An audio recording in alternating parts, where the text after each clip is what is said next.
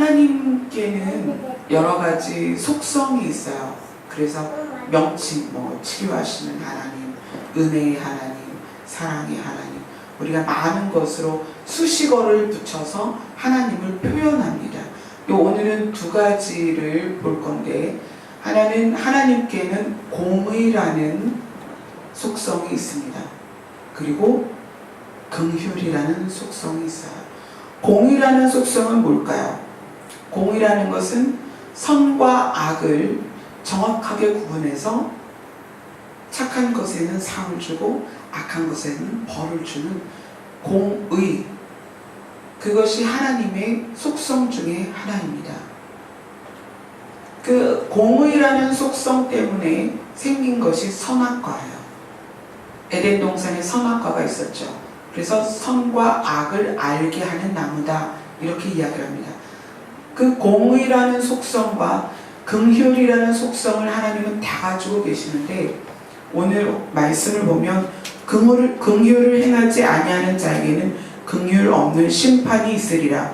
긍휼은 심판을 이기고 자랑하느니라. 공의와 긍휼을 여러분이 오늘 정말 명확하게 알고 돌아가셔야 여러분이 앞으로 신앙생활 하는 데 있어서 하나님의 뜻을 이 땅에서 이루어가면서 삶을 살 수가 있어요.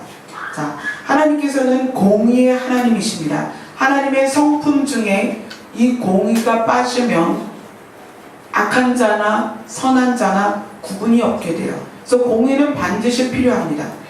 이 공의를 하나님께서는 에덴 동산의 선악과로 나타내 주셨어요. 그런데 하나님이 아담에게 그렇게 말씀하십니다. 너희는 선악과를 먹지 말아라. 왜 그랬을까요? 공의의 하나님이 사람에게는 왜 선악과를 먹지 말라고 했을까요? 그러면서 그렇게 이야기하시죠. 너희가 선악과를 먹으면 어떻게 될 것이다? 정령 죽을 것이다. 왜 그럴까요? 하나님 자기 자신은 공의의 하나님이신데 왜 사람에게는 선악과를 먹지 말라고 그랬을까요? 왜 선과 악을 아는 일에 하나님처럼 되기를 원치 않으셨을까요? 이 부분은 굉장히 중요합니다. 하나님은 아담과 하와에게 너희는 선악과를 먹으면 반드시 죽게 되니까 절대 먹지 마, 이렇게 하셨어요. 왜 그랬을까요? 여러분이 선악과를 먹은 아담과 하와의 결과는 잘 아실 거예요. 에덴에서 쫓겨나고 너무나 많은 고생을 하면서 이 땅에서 살아가야 되는 그런 이유가 선악과를 먹게 된 이유죠. 왜 하나님은 공의의 하나님이신데 사람에게는 그 공의를 허락하지 않으셨냐는 거예요. 왜 선악과를 먹지 못하게 했을까요? 하나님의 공의는 사랑을 기반으로 합니다. 선한 것을 구별하고 악한 것을 구별하고 선한 거에 상을 주고 악한 것에 벌을 주지만 하나님의 공의는 사랑을 기반으로 해요. 그런데 사람의 공의는 자의를 기반으로 합니다. 그건 뭐냐면 자기의 해석대로 공의를 적용한다는 얘기예요. 사람이 그래서 아담과 하와가 선악과를 먹고 나서 선과 악을 알게 됐어요. 그래서 하나님이 뭐라고 말씀하시냐면 저들이 선과 악을 아는 일에 우리와 똑같이 되었으니까 저들이 영생하는 나무의 열매를 먹고 영생할까 하노라. 그러면서 영생하는 나무의 열매를 먹지 못하게 에덴에서 쫓아냅니다. 그건 왜 그러냐면 하나님은 선과 악을 알고 계시고 공의의 하나님이세요. 그런데 그 공의가 사랑을 기반으로 하고 있습니다. 그래서 사람은 하나님 뭐라고 말씀하시냐면 나면서부터 악하다고 그랬어요. 생각하는 게 악하고 계획하는 게 악하다. 그래서 선과 악을 알게 된 그 선악과를 먹고 공의를 알게 되었는데 선과 악을 어떻게 사용하느냐? 자기를 위해서 사용해요. 그리고 자기 마음대로 해석을 하게 됐다는 얘기예요. 제가 금요일날 또 말씀을 드렸습니다. 아담은 선악과를 먹고 나서 선과 악을 알고 나서 가장 먼저 한 것이 뭐라고 그랬어요? 자기의 죄를 회피하는 거예요. 자기의 죄를 자기 부인에게 씌우는 거예요. 하와는 어땠어요? 그 열매를 먹고 선과 악을 알게 됐습니다. 하나님의 공의를 아담과 하와도 갖게 된 거예요. 그런데 어떻게 했어요? 하와도 자기의 죄를 뱀에게 전가시켰죠. 사람에게 있어서 공의는 공의다운 공의가 아닙니다. 자기 마음대로 해석하는 공의고요. 자기의 편리대로 사용하는 공의예요. 그래서 그런 얘기 하잖아요. 내가 하면 로맨스인데 남이 하면 불륜이다. 그게 뭐예요? 모든 것의 옳고 그름의 기준이 나한테 있다는 거예요. 그래서 사람의 공의는 굉장히 위험합니다. 나는 되는데 너한테는 안 되는 게 너무나 많아요. 나는 나 자신에게 변호사인데 남에게 검사예요. 그래서 우리의 공의가 왜 사망에 이를 수밖에 없는가? 왜 아담과 하와가 선악과를 먹으면 반드시 죽을 수밖에 없는가? 그것은 하나님의 약속이기도 하지만 사람이 공의라는 것을 어떻게 사용하냐면 자기를 이롭게 사용한다는 거예요. 자기의 목적대로. 자기를 유익하게 사용하는 잣대가 되어버린 게 공의입니다. 자, 그러면 사람은 속성이 뭐냐면 자기를 좋게 하고 자기를 유익하게 하는 것이 그것이 뭐예요? 탐심이에요. 하나님은 탐심을 뭐라고 말씀하시냐면 우상숭배다 그래요. 우상숭배하면 절대로 구원받을 수 없습니다. 우리에게서 공의는 너무나 위험한 칼입니다. 그래서 하나님이 사람에게 선악과를 먹지 말라고 하신 거예요. 하나님의 공의는 반드시 사랑을 기반으로 하고 있습니다. 그래서 치우칠 수가 없어요. 그런데 사람의 공의는 반드시 자기를 위해서 사용하게 되어 있습니다. 그래서 아담과 하와가 선악과를 먹고 그 행동 자체가 이미 악에 치우친 생각과 악에 치우친 행동을 하게 되죠. 그들이 에덴 동산을 쫓겨나서 가장 먼저 아들을 낳았습니다. 그리고 가인이라는 이름을 줬죠. 그리고 또 아벨을 낳았습니다. 둘째를 낳았어요. 제가 이 이야기를 거듭하는 것은 금요일날 여러분이 듣지 못한 분들이 많아서 이 이야기를 거듭하는데, 여러분, 계란이 먼저예요? 닭이 먼저예요? 제가 금요일날 답을 드렸습니다. 계란이 먼저예요? 닭이 먼저예요? 자, 우리는 창조의 하나님, 또 하나님의 창조를 알기 때문에 이거는 뭐 이렇게 깊이 생각을 안 해도 닭이 먼저인 걸 알죠. 하나님이 알을 만드신 게 아니고 닭을 만드셨어요. 그리고 아담을 세워놓고 뭐라고 말했냐면 네 앞에 지나가는 것들에게 네가 이름을 지어줘라 그랬어요. 그래서 아담이 이름을 지어줬어요. 닭, 이렇게 이름을 지어줬어요. 그래서 닭이 된 거죠. 자, 아담과 하와는 어린 시절이 없었어요. 그죠? 아담과 하와는 하나님께서 성인으로 만들어 주셨어요. 아기 시절이 없었다는 얘기예요. 그 아담과 하와가 에덴 동산을 쫓겨나서 가시와 엉겅퀴가 많은 그런 들을 일구어서 먹을 양식을 구하고 그러면서 보니까 또 임신을 해서 아기를 낳았어요. 해산의 고통이 이제 벌로 주어졌기 때문에 얼마나 고통스럽게 아기를 낳게 했어요. 아기를 본 적이 있겠어요? 없겠어요? 처음 같잖아요. 자기들은 아마 배꼽도 없을 거예요. 왜요? 탯줄이 없었으니까. 근데 이 애기는 배꼽도 있고요. 뭐가 달려서 나왔어요. 참 얼마나 난감했겠어요. 아마 분명히 하나님께서 세심하게 가르쳐 주셨을 거예요. 그거는 묶고 잘라라, 뭐 모유를 먹여라, 어떻게 해라. 세심하게 가르쳐 주셨을 거예요.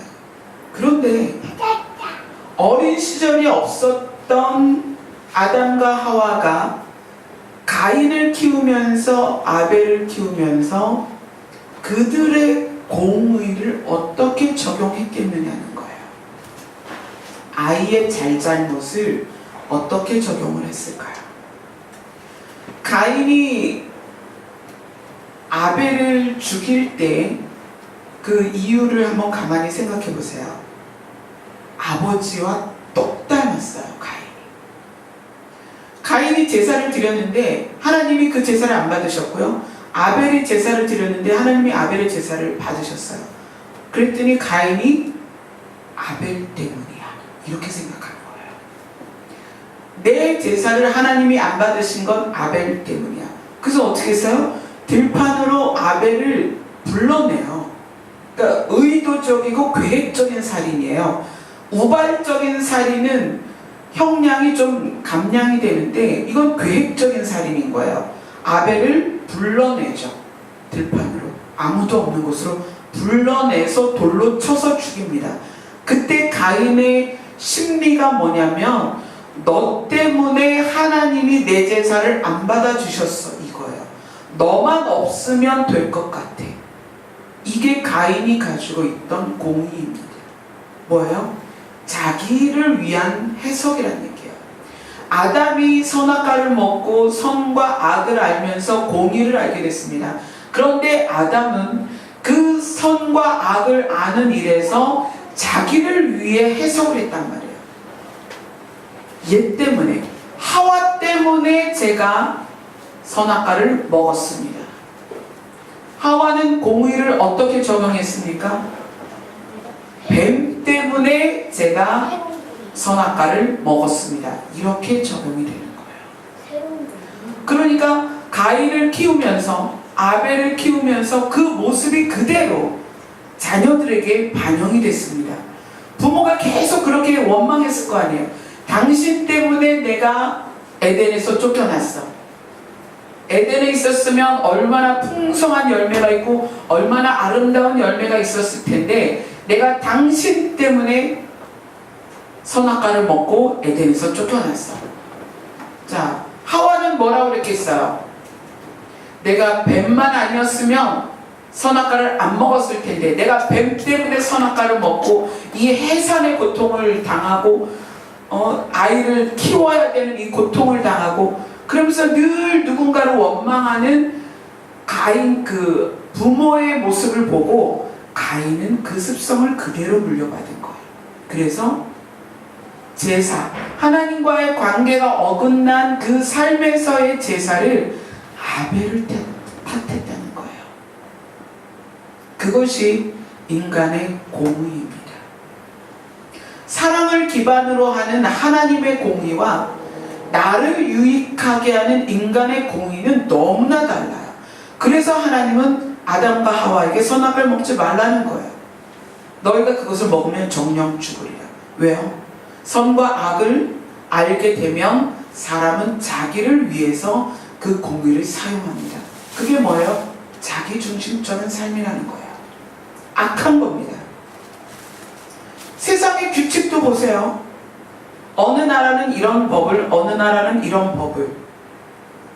여기에 가면 그 법이 나에게는 불법이 돼서 감옥에 가고요. 어느 나라는 그게 괜찮아요. 얼마나 허술한 거예요, 공의라는 것이. 사람의 공의는 그렇습니다. 코에 걸면 코걸이고요, 귀에 걸면 귀걸이고요. 내가 하면 괜찮고요, 남이 하면 안 되는 것이 사람의 공의예요. 그래서 하나님은 율법을 주셨어요. 율법에 명확하게 이거는 죄고 이거는 죄가 아니야. 너희들은 이것을 그대로 지켜야 돼. 그러면 살아 라고 해서 구약의 율법을 주셨습니다. 그런데 사람이 얼마나 악해요. 이제까지 자기 마음대로 해석하다가 하나님이 율법을 주셔서 율법에 명확하게 이거는 죄고 이거는 죄가 아니야 라고 가르쳐줬어요.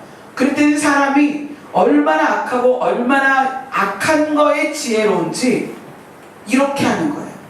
율법을 지키되 마음은 악한 거예요. 자, 율법에서 내 이웃을 내 몸과 같이 사랑하라. 하나님을 사랑하라. 사랑하는 것처럼 살아요. 마음은 안 그런 거예요. 그런데 사람이 어떻게 악하냐면 내가 행위로 이렇게 했으니까 하나님이 이것을 인정해 주실 거야. 마음은 그렇지 않은데. 그러니까 하나님이 보실 때에 율법은 지키는데 너희가 마음은 안 그래. 내가 원하는 건 정말 사랑인데 너희가 율법을 지키면서도 마음이 변하지 않으니 이걸 어떻게 하면 좋으니? 너희는 어떻게 이렇게 악하니? 하나님이 그렇게 말씀하시는 거예요. 그리고 결국 선택하신 것이 뭐예요? 자기 아들을 이 땅에 보내서 이게 사랑이다라고 가르쳐 주시는 거예요. 오늘 본문에 긍휼을 행하지 아니하는 자에게는 긍휼 없는 심판이 있으리라. 긍휼은 심판을 이기고 자랑하느니라. 여러분 안에 긍휼이 없으면 여러분은 계속 율법 안에 머물고 공의 안에 머뭅니다. 근데 공의는 사람과 사람 사이를 멀어지게 합니다. 아담과 하와가 서로를 원망한 것처럼 여러분 안에 공의가 있으면, 공의만 있으면 여러분은 서로에게 비판하게 돼요. 정죄하게 합니다. 원망하게 하고요. 증오하게 하고요. 그것이 여러분의 공의예요. 그래서 하나님이 긍휼을 말씀하십니다. 긍휼은 사전적인 뜻이 뭐냐면 불쌍히 여기고 돌봐주는 것. 긍휼이 그거예요. 불쌍히 여기고 돌봐주는 것. 하나님의 긍휼은 사랑을 기반으로 한다 이렇게 말했습니다. 자, 아담과 하와가 선악과를 먹었어요. 하나님과의 약속을 파기하고 사망에 이르는 죄를 지었습니다. 그래서 하나님이 그냥 에덴에서 확 쫓아낸 것이 아니고 그들에게 양을 잡아서 가죽옷을 입혀요. 그리고 쫓아내시지만 거기에서 살 수 있도록 하나님이 도와주십니다. 자, 가인은 어땠어요? 하나밖에 없는 동생을 돌로 쳐서 죽였습니다. 그래서 이제 응당한 벌을 받죠. 그 무리에서 쫓겨납니다. 그런데 가인이 그래요. 하나님, 제가 잘못해서 쫓겨나는 건 맞는데 두려워요. 무서워요. 제가 만나는 그 누군가가 나를 죽일까봐 무서워요. 그랬더니 하나님이 거기에서 긍휼을 베푸십니다. 그래, 너가 죄를 지어서 쫓겨나는 건 맞아. 네가 네 동생을 죽였으니까 이 무리에서 살 수는 없어. 쫓겨나야 되지만 그래, 네가 또 죽으면 안 되니까 내가 너를 도와줄게. 그리고 가인 이마에 표를 해줍니다. 그리고 그 표는 이 사람은 내가 돌봐주는 사람이니까 너희도 죽이면 안 돼. 사람들에게 공포를 해요. 그래서 그 사람들이 표 있는 가인을 죽일 수 없도록 그렇게 만들어 주십니다. 그러니까 가인이 자기가 동생을 쳐서 죽였음에도 불구하고 자기는 죽고 싶지 않은 거예요. 그런데 하나님이 긍휼을 베푸세요. 그래, 너를 죽일 수 없도록 해줄게. 이게 하나님의 공의입니다. 어떤 공의? 사랑을 기반으로 하는 공의. 그리고 불쌍히 여기십니다. 하나님의 긍휼은 불쌍히 여기고 돌봐주는 거예요. 여러분, 제일 힘든 게 사랑이죠. 내 이웃을 내 몸과 같이 사랑해요. 그것이 너무나 힘들어요. 힘들죠. 저는 8년 동안 블로그에 글을 쓰면서 구구절절히 옳은 말들을 많이 썼습니다. 그래서 사람들이 굉장히 좋아해요. 그런데 하나님께서 그걸 증명하라는 거예요. 네가 8년 동안 글을 썼지? 물론 이제 저의 지식은 아닙니다. 하나님께서 비춰주시고 알려주신 걸 썼어요. 그래, 이제 그걸 증명해라. 무엇으로? 사랑으로 증명해요. 그러시죠. 그래서 그것을 증명하는 기간을 지금 1년 가까이, 1년 넘게, 지금 15개월, 16개월 됐습니다. 그걸 증명해내는 세월을 지금 보내오고 있어요. 그 증명을 내 이웃을 사랑해라. 너의 이웃은 너의 가족이다. 가족을 사랑해라. 그래서 목사님 또 우리 큰아이 찬미를 위해서 또 찬주를 위해서 16개월을 지나왔습니다. 긍휼은 불쌍히 여기고 돌봐주는 거예요. 여러분 사랑이 힘드시죠? 긍휼을 먼저 가지세요. 불쌍히 여기세요. 나의 남편, 나의 아내, 나의 아들, 나의 딸, 나의 어머니, 나의 아버지, 나의 시어머니, 나의 시아버지, 불쌍히 여겨보세요. 그들의 삶을 한번 가만히 보세요. 그들이 왜 저렇게 말하고 왜 저렇게 행동하는가 가만히 보세요. 저는요, 저희 아버지를 굉장히 두려워했습니다. 두려워하다가 그 두려움이 커지니까 나중에 미워지더라고요. 우리 아빠가 너무 미웠어요. 왜냐하면 아버지가 너무 다혈질적이셔서 하나 둘 셋 넷까지도 못 가요. 하나 둘 셋 뻥이에요. 그냥 터지는 거예요. 그 모습을 너무나 많이 봐왔기 때문에 처음에 어렸을 땐 두려웠죠. 아버지니까 두렵죠. 학교 갔다가 집에 왔는데 아무도 없으면 너무 좋아요. 그런데 이제 밖에서 문소리가 나면 심장이 뛰기 시작하는 거예요. 아버지가 오셨네. 그럼 이제 조용하게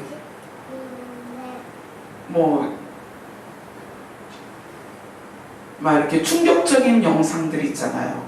상을 뒤집어 엎었을 때, 그 반찬들이 벽에 튀었을 때, 그게요, 김치 국물이 튀면 그게 막 핏자국 같아요. 어린 마음엔 그렇더라고요. 그러니까 아버지가 소리 지르는 거, 막 그 어른들이 싸우는 모습을 보면 그냥 그 어린 마음이 심장이 뛰어서, 지금 제가 그래서 심장이 안 좋은가 봐요. 어른들의 그 싸움 소리가 너무 무섭고 두려웠어요. 근데 그게 나이가 들면서는 미움과 증오로 바뀌더라고요. 그런데 어느 정도 철이 나고 나서 아버지의 인생을 들여다보게 됐어요. 왜 아버지가 그랬을까? 왜 아버지는 참지 못했을까? 왜 아버지는 저렇게 억울했을까? 아버지는 왜 저렇게 엄마한테 막 이렇게 심하게 말씀하실까? 그러면서 그 인생을, 아버지의 인생을 돌아보니까 참 아버지도 불쌍하시더라고요. 그 자라온 환경, 아버지의 어린 시절, 아버지의 부모, 또 아버지의 부모니까 저에게는 할머니, 할아버지잖아요.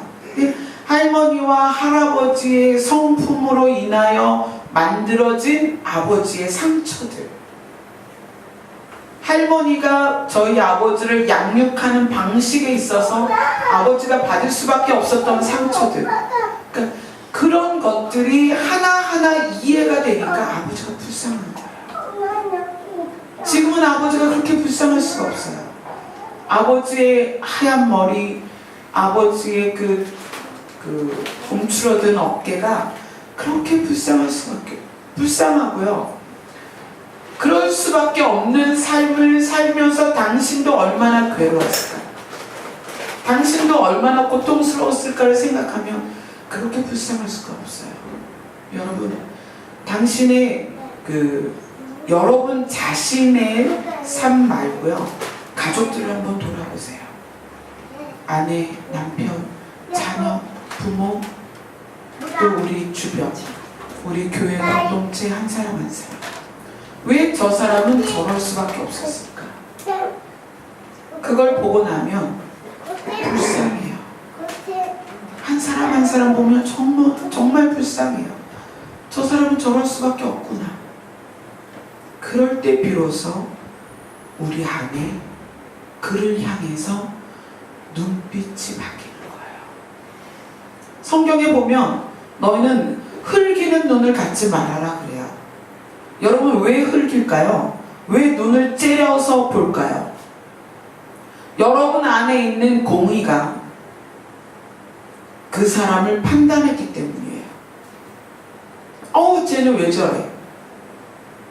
저 사람 저렇게밖에 말을 할 줄 몰라? 왜 저렇게 행동하지?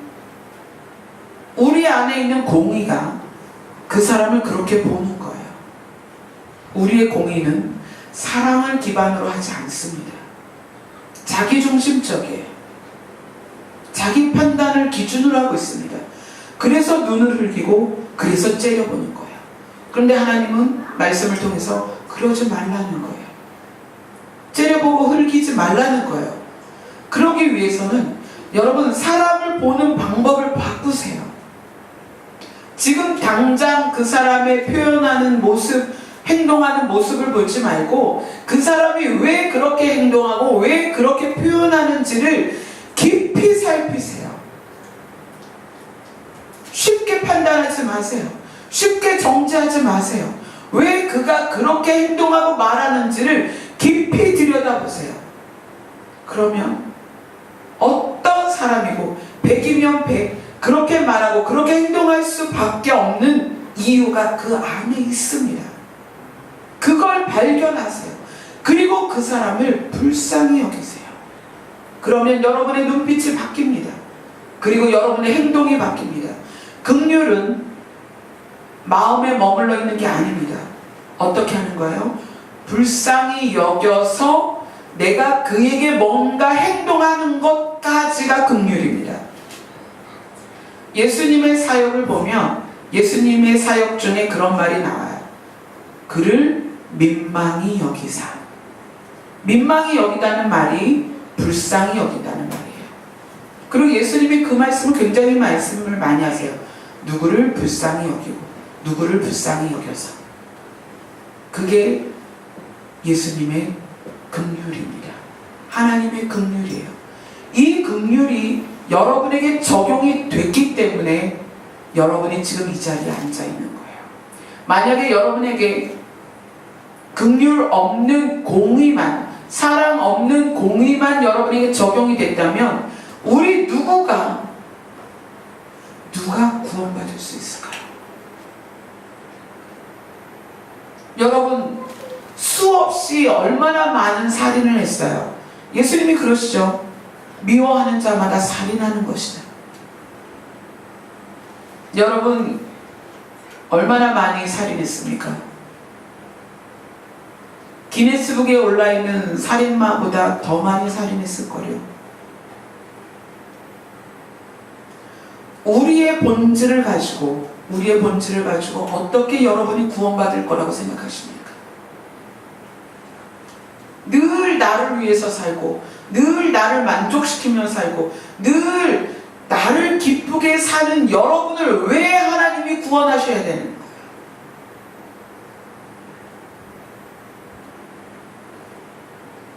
하나님이 여러분을 구원하시는 건 긍휼 때문이에요. 여러분을 불쌍히 여겨서. 여러분이 구원받아 마땅해서 구원받으시는 게 아니라는 거예요. 여러분을 불쌍히 여겨서 구원하시는 거예요.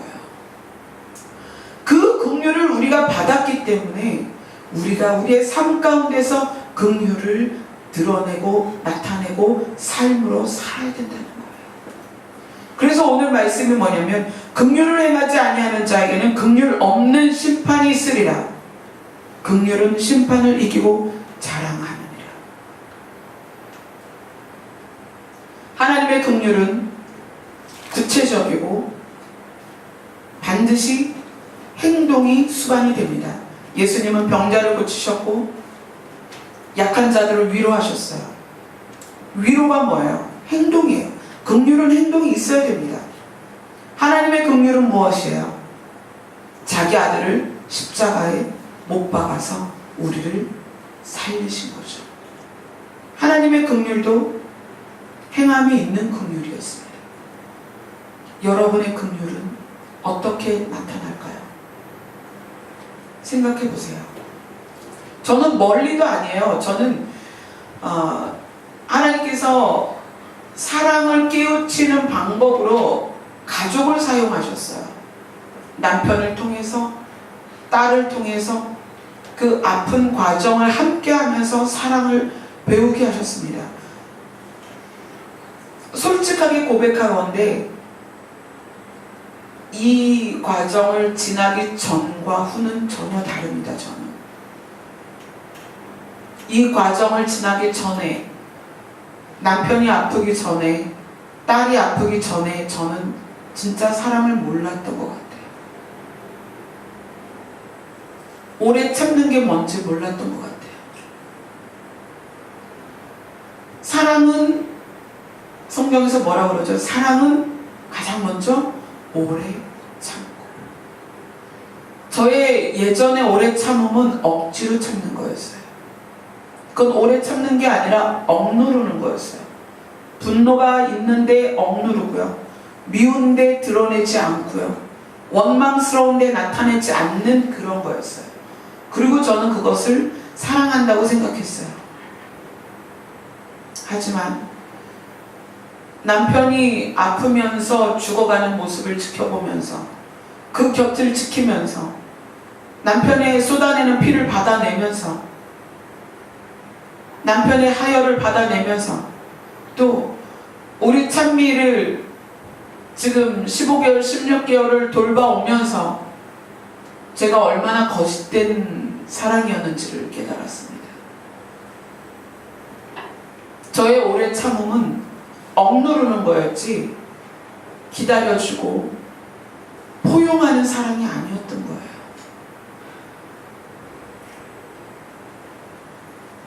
하나님은 제가 글로 말로 능한 자가 되는 걸 원치 않으셔서 그 길을 가게 하셨습니다. 진짜가 되려는 거죠. 네가 글로 그렇게 많은 사람을 감동시켰니? 그 글이 진짜니? 네가 한번 그렇게 살아봐. 증명해봐. 그래서 증명하는 과정을 지나왔습니다. 쉽지 않아요. 그러나 그 과정을 지나면서 하나님의 마음을 알게 됐습니다. 며칠 전에 찬미가 저한테 물어봤어요. 엄마 나 사랑해? 그럼 엄마가 널 얼마나 사랑하는데. 자녀는 부모를 의무적으로 대할 수 있습니다. 부부도 자기 배우자에게 의무적으로 할 수 있습니다. 그러나 부모는 자녀를 사랑하는 건 본능이에요. 아마 찬미랑 둘이 길을 걷는데 차가 제 앞에 달려온다면 누가 시켜서가 아니라 본능적으로 찬미를 밀어내고 그 차를 제가 맞아들일 거예요. 여기 계신 분들 부모라면 다 그렇지 않나요? 그게 부모의 본능이죠. 계산하고 생각하는 게 아니라. 그죠? 그렇게 대화를 하면서 그 공원에 갔습니다. 공원에 가서 이제 저는 기도를 하고 찬미는 자전거를 탔어요. 근데 기도를 하는데 하나님께서 그렇게 말씀하시는 거예요. 내가 너희를 사랑하는 것이 본능이다. 내가 너희를 그렇게 사랑한다. 계산하고 재고 따져서 사랑하는 것이 아니라 의무적으로 사랑하는 것이 아니라 내가 너희를 사랑하는 것이 본능이다. 제가 그 음성을 듣고요.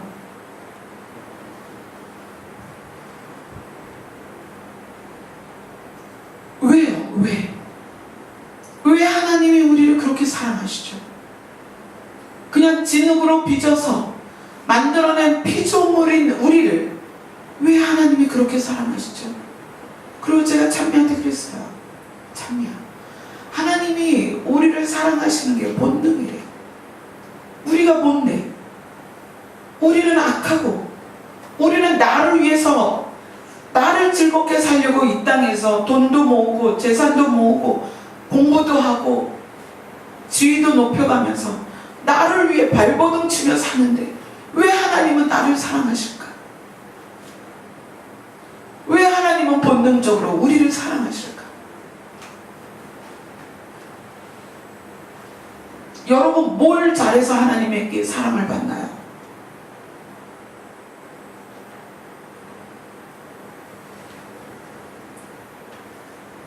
그래서 성경에 하나님께서는 탕자의 비유를 말씀하시는 거예요. 모든 걸 다 탕진하고 그 집 깡깽이같이 된 아들을 기다리는 거예요. 아버지는 내 재산 반을 다 털어먹은 그 아들을 멀리서 기다리는 거예요. 언제나 돌아올까? 그게 아버지입니다. 근데 그 아버지가 누구다? 하나님 아버지라는 거예요. 여러분, 우리가 뭘 잘해서, 뭘 어떻게 했길래 하나님이 우리를 구원하시나요? 하나님의 긍휼입니다. 하나님의 사랑입니다. 그래서 하나님은 우리에게 말씀하시는 거예요. 얘들아, 너희도 서로 그렇게 사랑할 수 없을까? 서로를 그렇게 긍휼의 눈으로, 마음으로 볼 수 없을까? 말씀하시는 거예요.